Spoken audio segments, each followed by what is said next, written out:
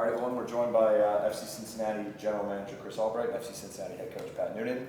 On Monday, FC Cincinnati announced the acquisition of Evander and the largest cash for player trade in league history.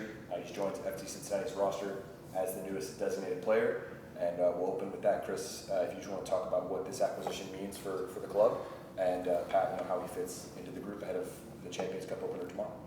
Yeah, obviously a tremendous day for FC Cincinnati and the city of Cincinnati to be able to add a player of Evander's quality. Sincere thank you to Carl and all of ownership who continues to give us the resources to build a roster that the city would be proud of, a significant financial commitment. Evander's a special player that's already proven himself in MLS, and I think that's what, the opportunity when it presented itself, you're going to pay a bit of a premium for someone coming in league that's already proven that they can do it at an MVP level. And we made a decision as an organization to go ahead and do that. And I think he's a seamless fit to our attack. He's an excellent teammate of high character, and we're really looking forward to getting him going. Yeah, as far as the impact, the addition, we have, as Chris mentioned, a proven MVP caliber player whose ability to score and assist on a consistent level is going to be something our group is going to benefit from immediately. As far as getting him up to speed, he's just arrived. He's had a couple sessions with the team, so we have to be mindful of how we build him up. But you could see within a couple days a high soccer IQ and a player that is going to help us control the tempo of the game in different ways to attack. And we're going to challenge him on the defensive side of the ball as well. You can already see his level of engagement in how we want to get pressure to the ball. So very, very pleased with this addition, and I know the players on this team. They see the ambition of our ownership group, Carl, and our desire to win trophies. And so this is a big day for our club. We'll open it up to Carter Chapley in the room, and then we'll take questions from Zoom. Carter, you can go ahead. Chris, it's been a busy offseason on top of Evander with Kevin coming in first and then the other additions. What does it mean for you as a general manager to be given the flexibility to make over a roster in the way you like it, but then also, do you feel like you've accomplished what you've wanted to do thus far? We still have more work to do. Obviously the addition of a player of Kevin's quality, caliber, goal-scoring ability, to be able to marry that with a player like Evander that we think can kind of get the most out of Kevin as an investment, so to speak.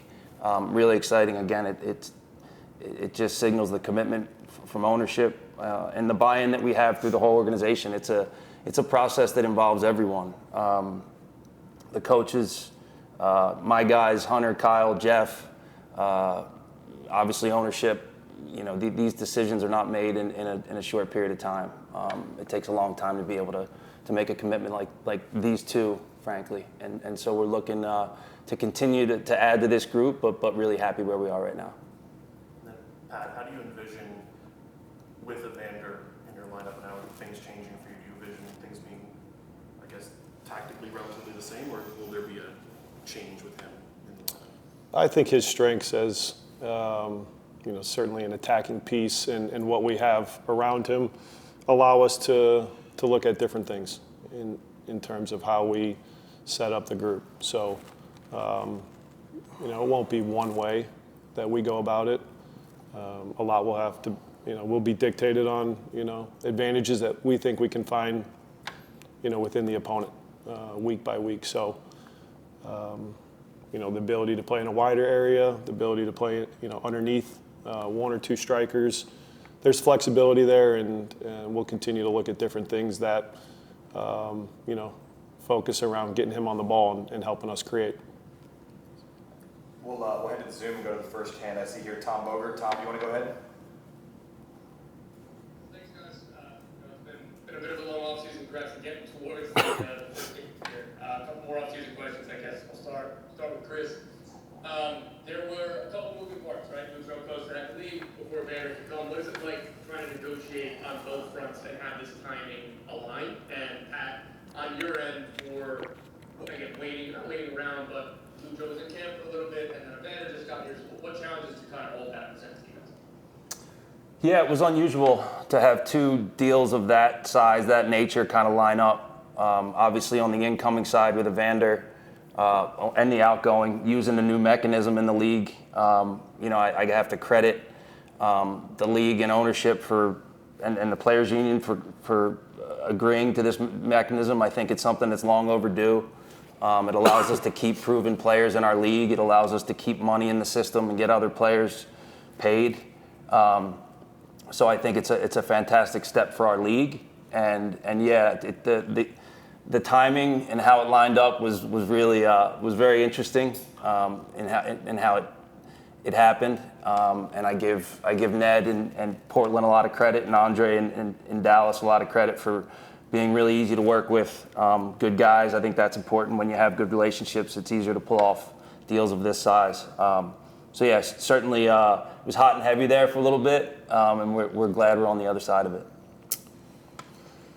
Yeah, you always want consistency, Tom, with the beginning of preseason and having your group together for as long as possible for the beginning of the year, which for us has Champions Cup competition as well as the league. So, that part's challenging. But, in the 4 years now that I've been here, that's every year, unfortunately, where maybe this year a little bit different.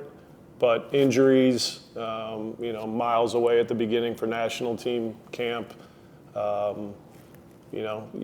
you kind of get new additions coming throughout the preseason, and you want weeks with, a strong group and a healthy group, but it doesn't always work out that way. You try to focus on what are the players that are here, how do we build their minutes, how do we build this team to have a strong start to the, to the year. And so that was kind of, how I focused over this past month. But the addition of Evander late is better than no Evander. And, we get Gilberto Flores joining the group recently. Teenage was dealing with an injury. He's back with the group. So we're getting pieces healthy and more acclimated to the group. And hopefully over the course of, the next 2 or 3 weeks with a lot of games and the idea of advancing in this Champions Cup competition, we're going to build minutes, we're going to build relationships, and we're going to continue to improve. Do you have a follow-up, Tommy? Good? I guess I'll just do the one to ask it then. So, Chris, right, I'm sure that you've seen some of the comments that Lucho's had. We've heard a lot from Lucho.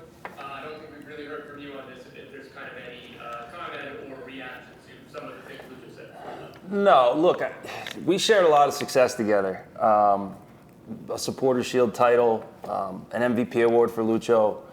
Those are really important moments for FC Cincinnati, for Lucho, for myself. Look, as far as how it ended, I think the important thing is players, coaches, front office staff, ownership knows where the truth lies in all of that. And I think we're focused now on kind of looking forward with the players that are here, continue to treat guys the right way, make sure they're comfortable to be able to be as successful as they can on the field. So today's really about Evander and 2025 expectations and moving forward. But we wish Lucho and his family all the best in Dallas. All right, we'll transition now to Pat Brennan. Pat, you can go ahead. You guys hear me okay? Yep. Okay. It's good to talk to you guys. As I observe the commentary around the acquisition of Evander, it strikes me that there are already a lot of comparisons to Lucho. There's an expectation that he will produce at the level Lucho produced. What do you think are fair expectations for a player in a new environment like Evander? And I don't know, that could be a situation of great pressure. How would you guys help to manage that? Is that directed towards me, Pat? Or either? Yeah. Okay. That.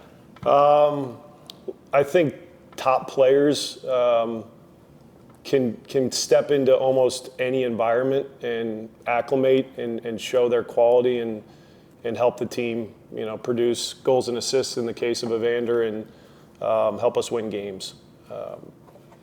yeah, we anticipate his arrival and his production to be at a level that we've seen previously, and whether it was players that we've had or with his production, as we saw in Portland, we expect him to come in and be a focal point of our attack, certainly, and helping us win games. So the hope is that you see it sooner than later, but I think the biggest hurdle just in this moment in terms of seeing as much of him as possible is just the fitness and the time that he's been with our group. So we're going to be mindful of that and try to build his fitness and do it in a way where we're smart about game minutes, we're smart about recovery, so he's healthy and impacting every game that we're playing him.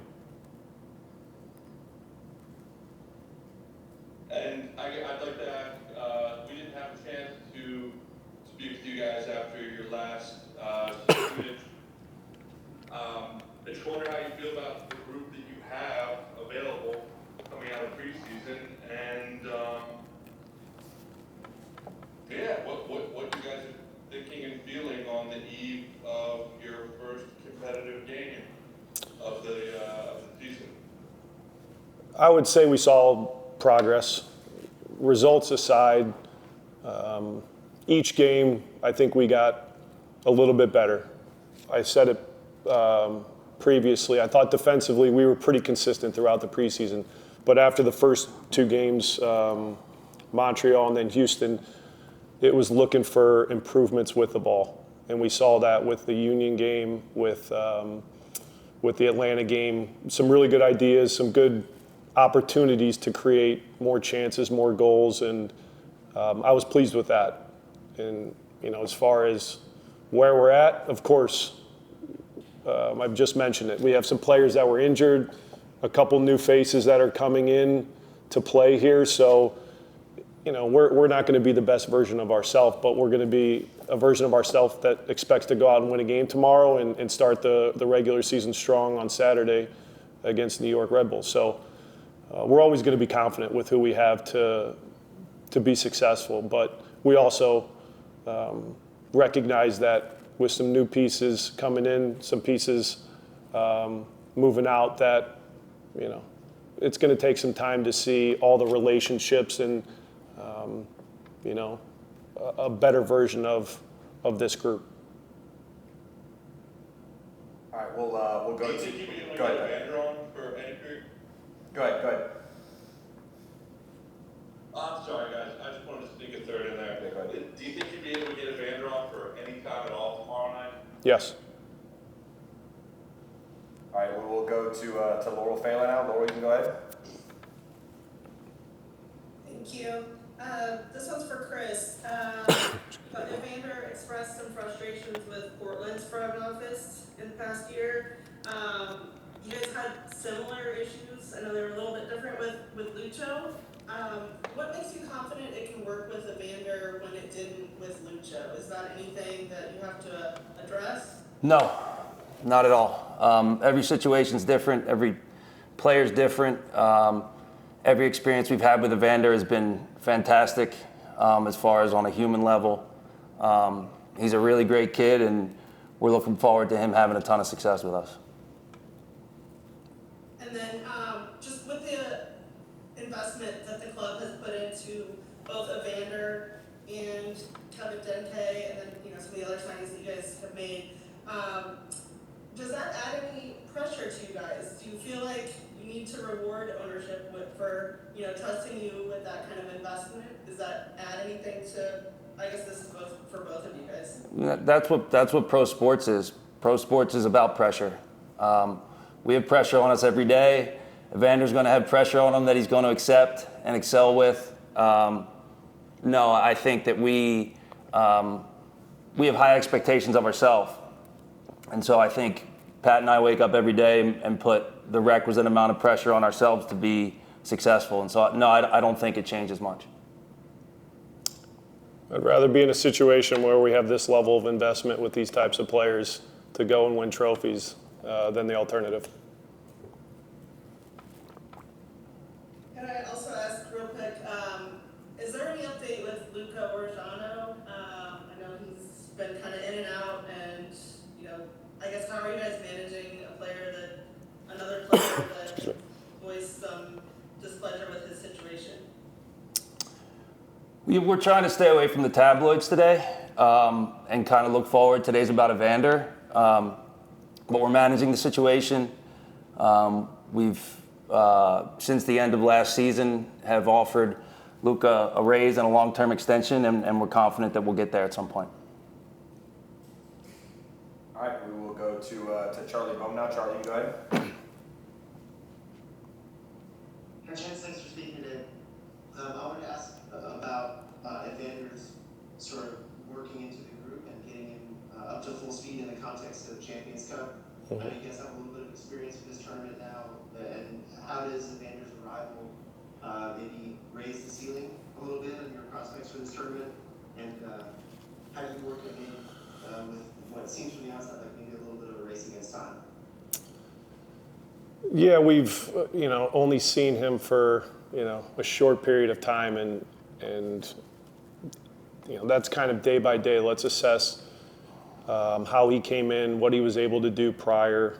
When guys are working out on their own, there's only so much you can do to replicate the intensity that you find in a training session and in games. So that was day by day. Let's have him partial. Let's let him be full go, and then decide what kind of minutes we're looking at with this first game. So we kind of took like a week, 2 week plan built around the games and building up his game fitness. So he's not 90 minutes fit, we know that, but how do we get him there in the next couple of weeks? And he wants to push himself. So that's an important part of it, is that the player wants a lot right now, and it's our job to manage that so we can understand, game intensity, game minutes, recovery, quick turnaround to be able to do it again on Saturday. And like I said, how does he factor in game to game? So that'll be the challenge, but I think it's a positive that we have him available for a very important game tomorrow as a starting point. Chris, how would you describe your outlook on CONCACAF Champions at the moment? I'm sorry, how would I? The outlook on CONCACAF Champions Cup. Yeah, it's look, we want to compete for trophies. What I would tell you is we're far from a finished product right now. Pat noted some of the absences and injuries and whatnot, and so that part's a bit unfortunate. So it's a bit of a rush to kind of get the group together. But we know we have the quality to compete, and our expectation is to go and try to win the thing. Obviously, there's only one team standing at the end, but we feel we have as good a shot as any. All right, we'll go to Alejandro Delgado now. Alejandro, you can go ahead. And Coach Brian Chris, for the past 3 years we've been playing under a 5-3-2 formation, and obviously Evander and Lucho are different players. Are we going to see a shifting in the formation of what we used to know to a lineup that favors the way that Evander played, or we're going to continue to play with the 5-3-2? Well, we've looked at different formations last year. It wasn't always a 5-3-2. It was a lot of times with Lucho underneath two strikers, and at times we looked at 1-9 and two attacking mids, if you will. So we've already looked at different things in the past year, really. But with Evander, I think, and Kevin, and just different personnel, it's how do we play in a similar way with similar success to years past, but with the current personnel. And it's my job and the staff's job to put these guys in a position to succeed. So whatever our tactical approach and structure looks like will be dictated on who's available and who we're playing and what our strongest group is. And are we having a timeline timeline on when Madagascar and Nick Allen will be fully incorporated into the work? Yeah, they've both been partial over the past, week or two. I'd say there's, up and down days just as far as how long these guys have been out and the physical components of training and what they're capable of. And then, just the mental side of it. When you're coming back in after a long absence, the confidence that you're looking to find, trust in the medical side of things in your body to be able to, get through some of those moments of struggle where you don't feel at 100%, but you're going to get there. So those are some of the things that, I think they're facing right now, but I couldn't give you a definitive timeline. It's kind of day by day in this moment, and when we feel they're 100% and available for game minutes, you'll see them out on the field. If I have one more for Chris, what actually they see in his rental Flores when they get scouted to bring him over here? A lot. A high-end athlete, a really good kid that loves to defend. Someone that, Kenny, who works a lot with our defenders, fell in love with pretty early on. And when Kenny likes a defender, he chases me around the office asking me for updates on when he's going to be in the building. So we think the kid's got a really high ceiling, but he has the sort of immediate instincts of a defender to defend the box, to want to defend, to like to tackle and to duel. And again, on top of that, we see a really eager, smart, good kid that's going to fit into the group effortlessly. And we'll do one last one from Laurel and one last one from Carter. Thanks. Chris, I was wondering with the way MLS rolled out the cash per players trade rule. I know it had been approved in December, but didn't actually get rolled out till mid-January. Do you think the offseason would have been any different had that been rolled out sooner? Did it impact what you were able to do, and maybe just how you handled the Lucho situation? Yeah, perhaps. I think that it was delayed. There was some negotiating between the players' union and the league, really over consent, for the players to have consent or not. So I think it would have maybe sped up some timelines, perhaps. Did we pull the Lucho thing off 3-4 weeks earlier and Evander's in the building? I'm not sure. But, this league, we've learned over the years that their new mechanisms come in mid-season. Sometimes they come in, we were told January 1, and then I didn't get a memo until a few days later that we were actually live and ready to go. So that's the nature of our league, and I think the more nimble you can be as an organization, the more prepared you are for these circumstances. We'll wrap up with Carter. Chris, I know you said today was about Evander, but I wanted to ask about Lucas Engel. Yeah. When and how was he identified? What did you like about the player? And then for Pat, what have you seen from him since you? Yeah, Lucas was identified 18 months ago, before he went to Middlesbrough. It's someone that we kind of valued highly in our data, and then went as far as to, I think Hunter flew over and met with him, and we were pretty well down the line with the recruitment process. And so with guys like that we miss out on, we always kind of track and keep our eye on to see what their availability is, playing time, and this one kind of came back around. Again, another guy that I think fits a lot of things that we want to do, but a guy that we've had our eye on for quite some time. What you see pretty early on from the games that we look at with him at Middlesbrough specifically is a composure under pressure to be able to find different types of passes. Inside passes, rotating the ball. He can get us out of pressure in different ways. He's got the engine to get up and down the field, and the way we utilize our wide guys. They're in positions to contribute in the attack quite frequently. And, the way he moves with the game and moves with, that last line of defense, we saw ways that he could be impactful as far as getting into the box, finding ways to get the ball in front of goal. We got a guy in Kevin that knows how to run hard in front of goal. I think that pairing could combine frequently, but then he has the ability to look past the first run and see, how do we arrive into the box, in the weak side, how do we arrive late centrally. So I like his vision in those moments. So we think he can, find assists in that way. Defensively, he's played in the back four. He allows us the flexibility, which I don't think we've consistently had with our personnel, with our group, to get into a four. So that's something we looked at in the recruitment process.